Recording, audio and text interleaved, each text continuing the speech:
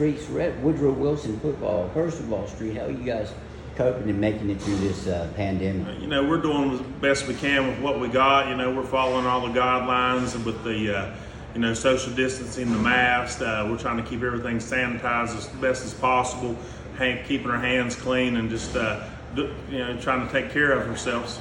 What did you guys do? How did you handle your players when you couldn't see them, you couldn't be with them?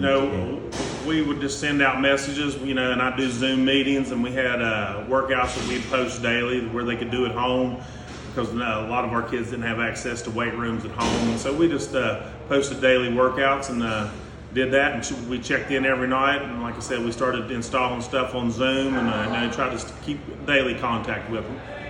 One of the big things, I guess, for you guys this year as far as on the field, and we'll get to the actual field here in a second, but on the field, no longer part of the Mountain State Athletic Conference. Yep, how do you view that? I view it as a plus for us, not knocking our conference or anything. It was great competition. I just like to be able to have a little bit more control of our schedules and people we play, with Oak Hill going AAA, Princeton going be them back on the schedule. Those are old school Woodrow rivals, and, I think it'll benefit our school. We did what was best for our kids here at Woodrow. Will the travel be good? I know you do have a trip to Morgantown. You added Preston in place of Riverside for that opener that was lost. I don't think traveling will be a big part. We went to Parkersburg, and then we go to Hurricane and Cabell Mill and Huntington. Sometimes we went to all those places in the same year. So actually, I think the traveling will be a little bit better. Well, you get to go right across 19 to Oak Hill, and Princeton's right down the road. Greenbrier East, Bluefield. Just like I said, old school Beckley rivals. And with that regard, I know you want to get back to winning, and it's been a tough few years for you here. Do you have some hope that these things are going to improve? Trying to get football back on the right track here. We've had some down years here the last few years, and just played some stiff competition. Every team we played on our schedule last year was a playoff team.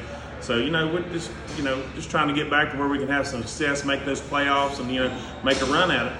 And your quarterback, Matt, you got to play him some last year as a young player. Talk about him a little bit. What he brings to the table. Maddox is a great multi-sport athlete here at Woodrow. Football, basketball, baseball.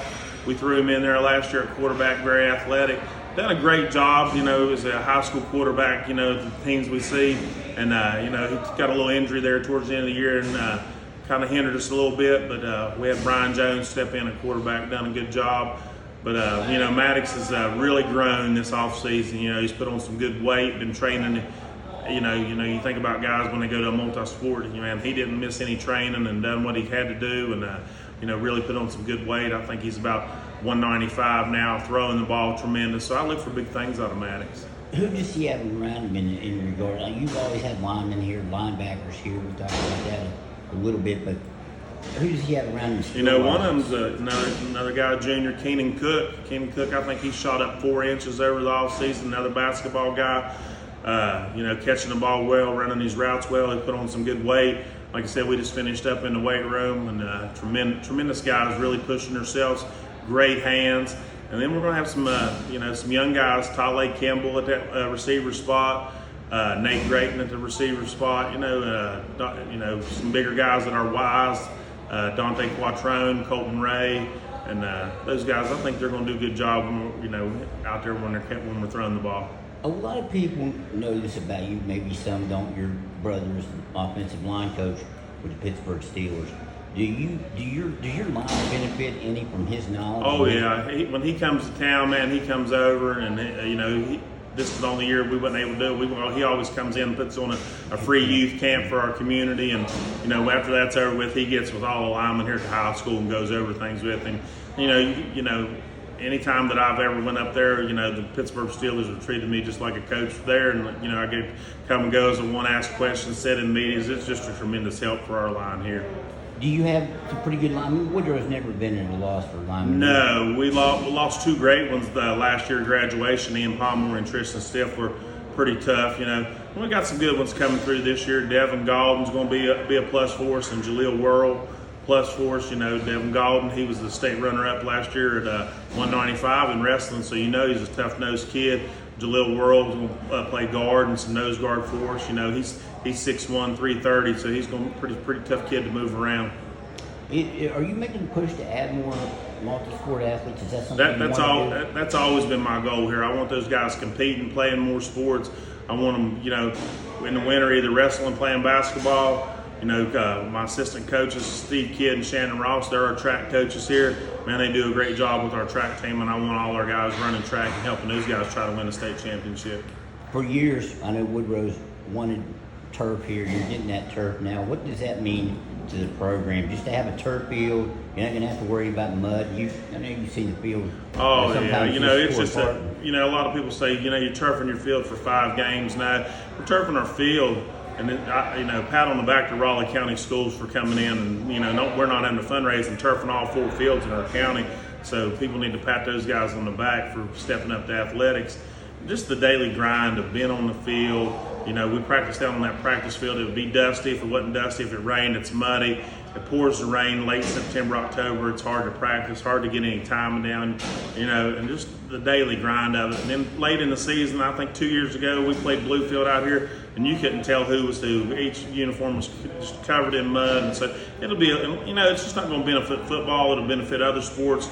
Like, you know, our soccer team, our baseball, softball teams can get out there and practice on it.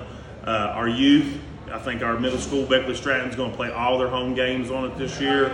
And, you know, youth leagues, we're going to work with them and try to get our youth league teams built back up and get them over here practicing and playing on it. You mentioned the schedule. You do have East still on there, obviously, a rival. Princeton, Oak Hill back on the schedule. Does that, have you sensed any added excitement because you're getting these old schools? Oh, yeah. You know, we're always excited to play East. And, you know, like I said, we've talked to these guys about the rivalry we've had with Princeton. You know, for years, Coach Lacerto and Coach Spadero down there was some good rivals. Oak Hill, man, that was always a barn burner with Woodrow and you know, good crowds. So, you know, I think these kids understand. And, you got great coaches at both places, Coach Pettigo and Coach Money Penny. You know, he's starting over there, and you know, he's going to do a great job at Oak Hill. What are your expectations this year? I know you always have high expectations. We have high expectations. You know, we're going to take 1 week at a time, and we're not going to be looking in the rearview mirror, looking in the past. We're just going to move on, and we're going to try to win each week as we go. And, you know, hopefully at the end of the season, we're right there in the playoff hunt. Okay, Street, I appreciate your time, my friend. Hey, thank you, Dave. Appreciate you.